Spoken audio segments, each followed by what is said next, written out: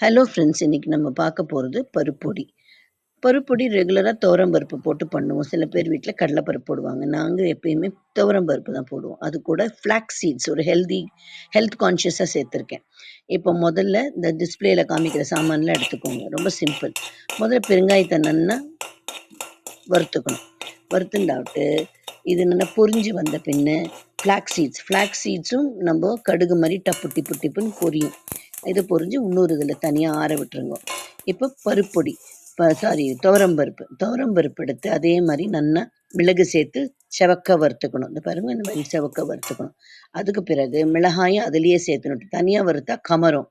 So அதுலேயே போட்டு வறுத்துண்டாச்சு. இப்போ உப்பு, இந்த சீசனுக்கு உப்பையும் லைட்டாக நல்லா பிரட்டிக்கணும். எல்லாத்தையும் சேர்த்து மிக்சி ஜாரில் நல்லா அரைச்சிட்டு தரன்னு அரைச்சி சுடசாத்தில் நெய் ஊற்றி சாப்பிட்டு பாருங்க. ரொம்ப ஹெல்த் கான்ஷியஸான பொடி ரெடி.